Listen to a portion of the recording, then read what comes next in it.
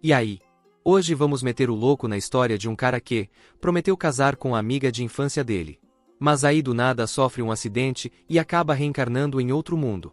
Lá, o coitado tá na pior, órfão e sem um tostão. Mas ele não se entrega e vira um mago super bolado.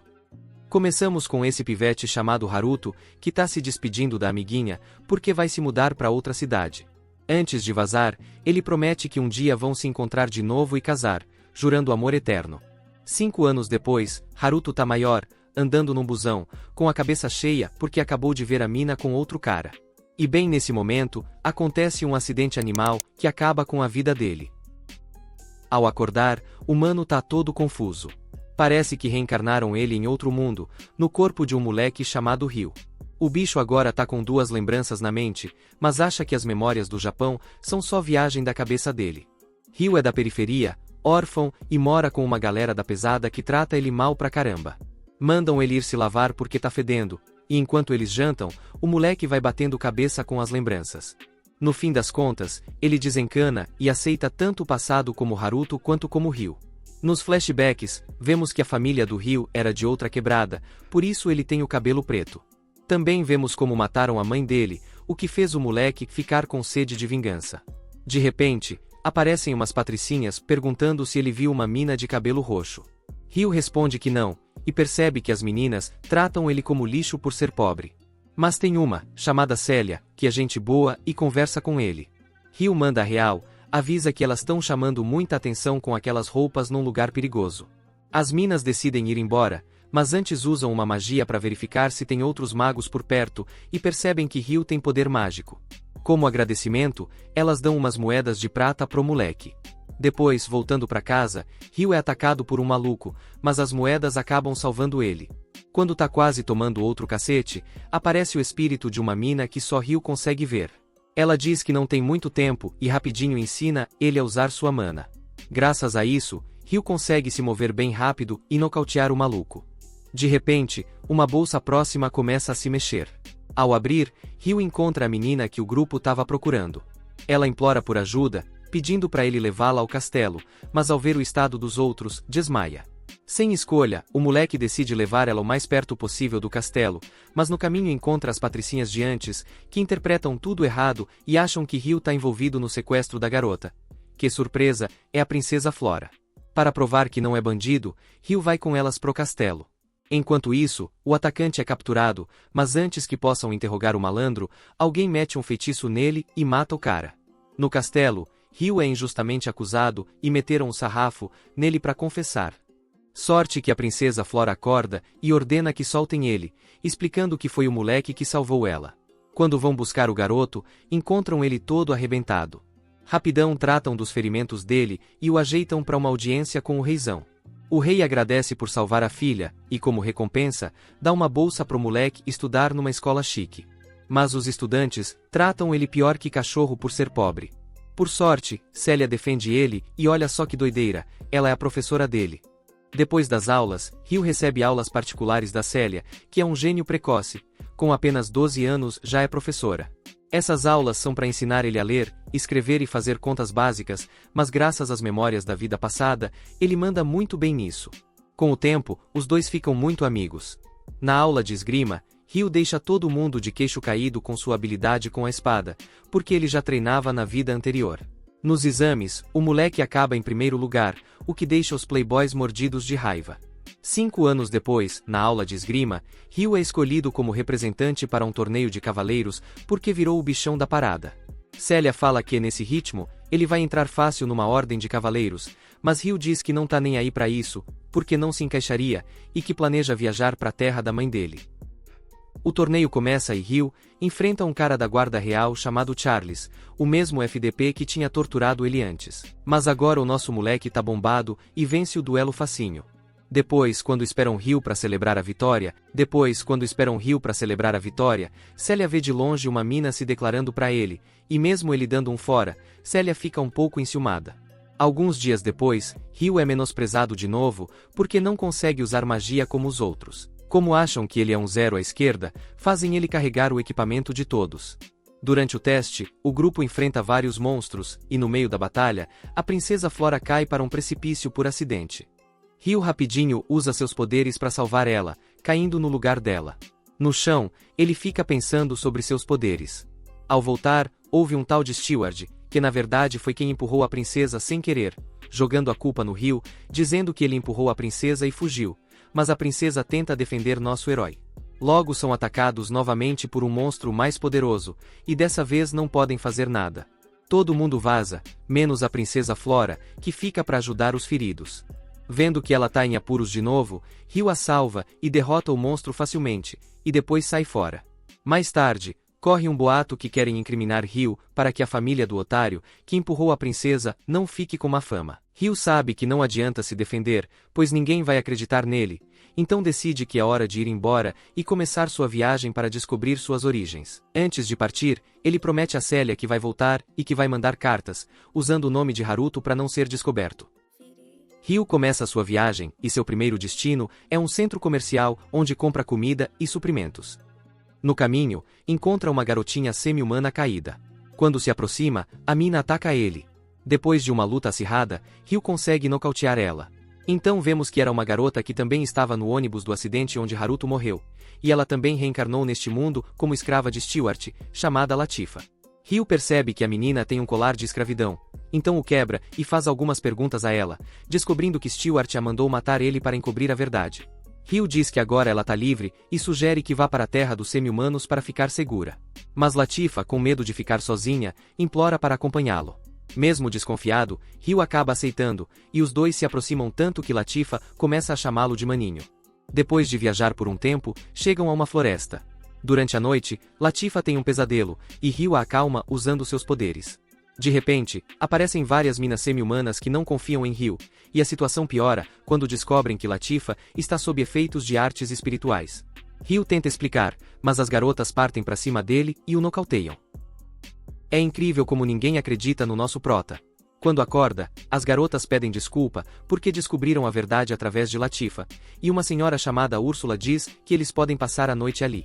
No dia seguinte, Ryu é levado ao conselho dos anciãos, que também pedem desculpas, e o convidam para ficar na aldeia dos semi-humanos por um tempo. Ryu aceita, já que finalmente poderia aprender sobre seus poderes, que são as artes espirituais. De repente aparece Drias, o espírito da floresta, que diz sentir a presença de um espírito dentro de Ryu. Aparentemente eles fizeram um pacto, e essa seria a razão pela qual ele não consegue usar magia comum. Mesmo Ryu não sabendo nada sobre isso, Drias menciona que o espírito que ele tem é de altíssimo nível, e que deveriam tratar Ryu como um santo. Os anciãos passam a respeitá-lo ainda mais. Depois de um tempo morando lá, Ryu aprende a usar as artes espirituais, e agora, vão comemorar um festival. Por outro lado, vemos Reis, o vilão que provocou o sequestro da princesa, planejando outra treta. Ele e um estudante roubam um ovo de uma caverna.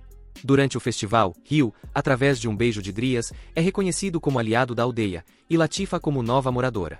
Na celebração, vemos como Orfia, Sara e Latifa estão muito apegadas a Ryu, já que viveram esse tempo com ele lá.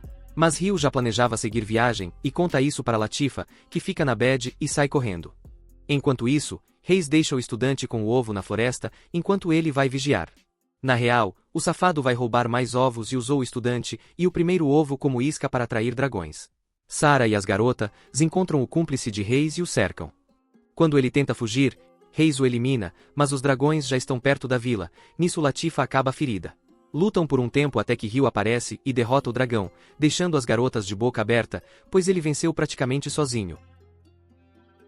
Isso faz os outros dragões caírem fora, e a aldeia agora tá salva. No dia seguinte, Ryu e Latifa conversam e resolvem seus problemas. Chega a hora de partir, e os anciãos dão a ele uma espada para usar com suas artes espirituais, uma roupa feita com a pele do dragão que ele derrotou, muitas provisões e um objeto que permite guardar todas essas paradas. Assim, ele se despede de todos. Depois de um tempo, Ryu finalmente chega ao seu destino, a nação de Agumo. Ele fala com a chefe da aldeia e pergunta sobre seus pais para poder dar um enterro decente a eles em seu lugar de origem, e essa senhora solta uma bomba. Ela é a avó dele. Também diz que não precisa se preocupar, pois seus pais já têm um memorial em suas terras. Descobrimos que seus pais tiveram que deixar as terras meio que na surdina, mas sua avó, chamada Yuba, diz que contará tudo depois. Ryu fica na aldeia por um tempo, mantendo em segredo quem eram seus pais. Durante esse período, fica muito próximo de sua prima Ruri e os dois irmãos dela chamados Shi e Saio. Ao longo de um ano, vemos Ryu se integrando na vida da aldeia, ajudando em casa e nas colheitas. Um dia, um grupo de uma aldeia vizinha brota lá do nada, e entre eles está Gon, um moleque encrenqueiro que fica incomodando a Huri, o que causa uma treta com Shin. Antes que o bagulho fique doido, Ryu intervém e acalma a situação. Naquela noite, Gon se infiltra no quarto das meninas para se aproveitar delas, mas Ryu chega bem na hora, graças a um amuleto que deu a elas que o avisa quando estão em perigo. Cheio de ódio, Ryu dá uma surra no cara, lembrando do seu desejo de vingança contra quem matou sua mãe, e o pervertido é capturado.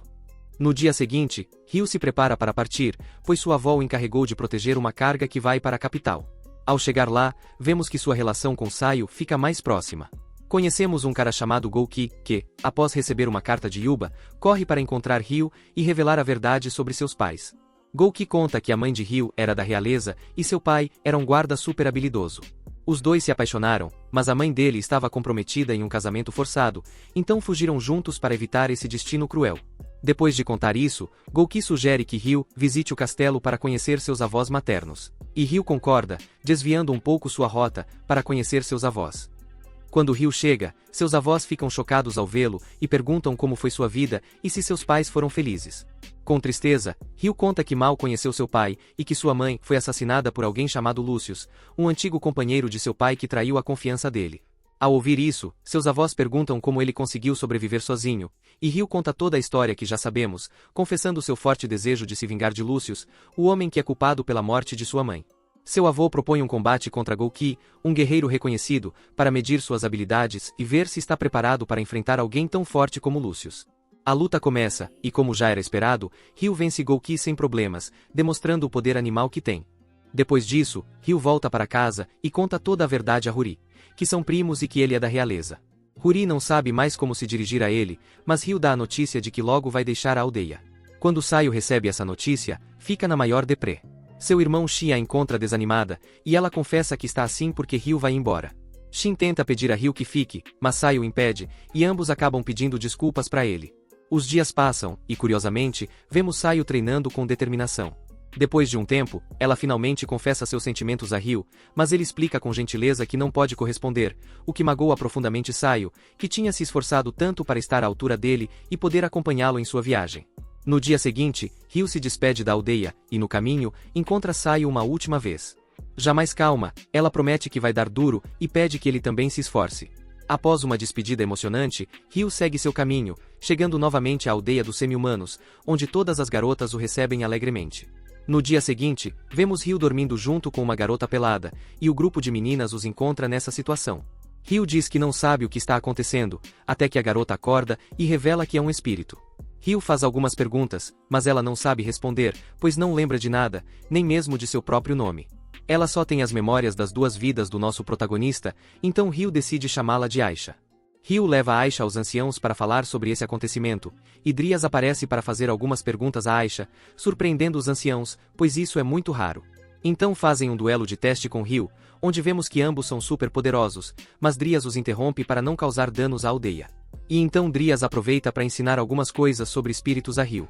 Depois disso, os anciãos terminam de construir uma casa portátil para Ryu, já que ele logo vai embora novamente, o que deixa o grupo deprimido. Mas continuam suas atividades, e enquanto Ryu está tomando banho, Latifa aparece e descobrem que ambos estavam no mesmo ônibus do acidente. No dia seguinte, Ryu parte com Aisha para o reino de Beltron para visitar Célia. Ao chegar, ficam sabendo que está acontecendo um desfile por causa do casamento de um nobre, mas Ryu não dá bola e vai direto para a academia. Lá não encontram Célia, e ao perguntar por aí, descobrem que o casamento será dela com Charles, aquele mesmo que tinha torturado Ryu. Alguém explica que basicamente começou uma guerra onde a família de Célia perdeu poder, então Célia, para ajudar seus pais, decidiu se casar com Charles, que agora tem muito poder político. Ryu vai visitar Célia no palácio, e após um belo reencontro, pergunta se ela realmente quer se casar com Charles. Célia muda de assunto, evitando responder, e pede que ele vá embora. Nosso prota sai confuso, e vemos que Célia tá bem triste com tudo isso. A cerimônia de casamento começa, e parece que Ryu quer intervir. O cara abre caminho entre os guardas do castelo, incluindo esquadrões de elite, enfrentando todos sem dificuldade. Finalmente chega até Charles, dá um soco nele, e sem perder tempo, pergunta diretamente a Célia se ela realmente quer seguir com o casamento. Ryu descobriu que a família de Charles está fazendo ameaças e deixa claro a Célia que vai acabar com tudo se é o que ela deseja, pois não está disposto a perder outra pessoa querida. Após um momento tenso, Célia finalmente confessa que não quer o casamento. Ryu a agarra e eles fogem juntos, saltando entre os inimigos e esquivando dos projéteis. Quando já estão longe o suficiente, Ryu deixa Célia sob a proteção de Aisha e decide voltar para distrair os soldados, dando às garotas tempo para escapar do reino. É então que chega Alfred, que é o melhor soldado do reino. Mesmo Alfred sendo forte, Ryu o supera facilmente e aproveita um descuido para fugir. Quando Ryu volta para Célia e parece que tudo acabou, várias luzes estranhas iluminam o horizonte, fazendo que Aisha sinta que tem algo estranho acontecendo e pede a Ryu que intervenha. Na cena seguinte, vemos Ryu salvar um grupo de pessoas que, surpreendentemente, parecem ser do seu antigo mundo, e entre elas está Miharu, sua amiga de infância. E é assim que terminamos esse resumão.